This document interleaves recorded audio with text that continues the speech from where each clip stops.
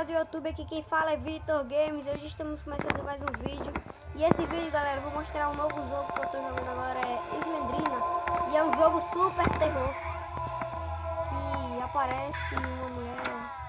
Isso, o nome dela. Como é o nome dela, irmão? Como é o nome? Oi. Oi. Quer jogar, irmão? Quer jogar, irmão? Ei, boy, esse jogo é muito terror, boy. Se liga, boy, começa a apagar as lâmpadas lá no fundo, olha. Olha. Quando o cara precisa de... Eita, tem uma saída aqui, eu vou sair. Vai, deixa aí. Ah, tem como sair. Deixa. Ah, tem que achar as páginas pra poder sair. Começou a música. Que bosta, boy, como é que...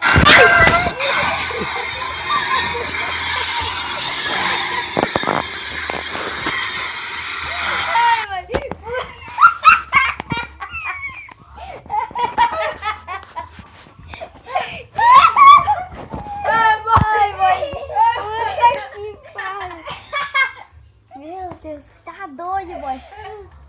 Ai, boy. Para, Ai, boy. para, deu um pulo do cara. Ai, boy. Putz. Putz, merda, boy. Vai.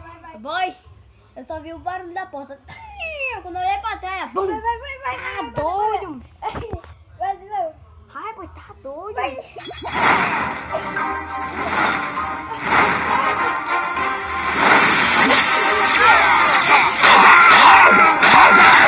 Imagina se tivesse com a luz desligada. Dá um susto no cu da vaca, vai.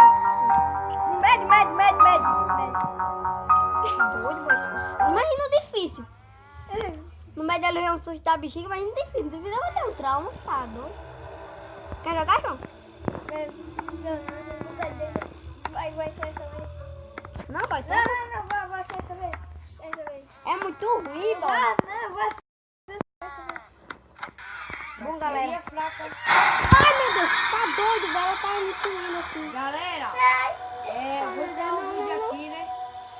Não, pera aí, galera. Pronto. Eu vou sair aqui, galera, porque senão eu vou me cagar todinho. Então, falou, galera. Se gostou do vídeo, se quer que eu faça uma série sobre terror, comente aí e se inscreva no meu canal.